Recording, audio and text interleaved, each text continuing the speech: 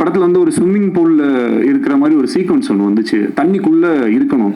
இதுவே ஒரு ஆக்ஷன் ஃபிலிம்ல நான் அந்த சீக்வன்ஸ் எடுத்திருந்தா மேபி அதோட வேற மாதிரி இருக்கும். இது ஒரு ஒரு லவ் ஸ்டோரின்னும் போதே எல்லாருமே ப்ளஸ் இந்த ஜாலியான படம், கலர்ஃபுல்லான படம்னா அது என்னமோ எடுக்கிறது ரொம்ப ஈஸியாகவும் அது என்னமோ ரொம்ப விளையாட்டுத்தனமா நம்ம எடுப்போன்ற மாதிரியுமே ஒரு பெர்செப்ஷன் இருக்கும். இதே ஒரு காட்டில் போய் ரொம்ப புழுதியில் அப்படி இப்படின்னு கஷ்டப்பட்டு இருக்கிற மாதிரி படம்னா அது ரொம்ப கஷ்டப்பட்டு எடுத்த மாதிரி படமாகவும், ஃபாரின்லலாம் போய் எடுத்தோம்னா அது ரொம்ப ஈஸியான படமாகவும் ஒரு ஒரு பெர்செப்ஷன் இருக்கு.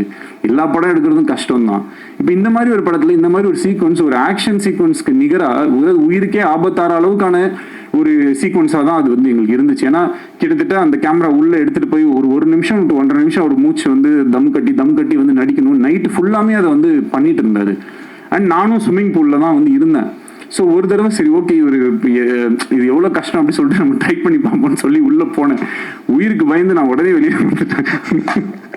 ஆனால் அவ்வளோ தடவை பண்ணி காலையில் 5:30-6 மணி வரைக்குமே வந்து அந்த சீக்வன்ஸை அவர் பண்ணி முடிச்சுட்டு கூட ஏன் ப்ரோ என்னை போட்டு இப்படி டார்ச்சர் பண்ணுறீங்கன்னு சொல்லுவாருன்னு பார்த்தா அப்புறம் ஓகேவா கரெக்டாக வந்துருச்சா எடுத்துக்கலாமா இன்னும் ஏதாவது எடுத்துக்கலாமா அப்படின்னும் போது ஒரு டிரெக்டர்ஸ் ஆக்டராகவும் ஒரு டிரெக்டராகவும் அந்த இடத்துல வந்து அவர் என்னை ரொம்ப இந்த மாதிரி நிறையா நான் ரொம்ப என்னை லைஃப் டைமில் வந்து என்னால் மறக்க முடியாத நிறைய மொமெண்ட்ஸை வந்து எனக்கு பிரதீப் கொடுத்துருக்காரு.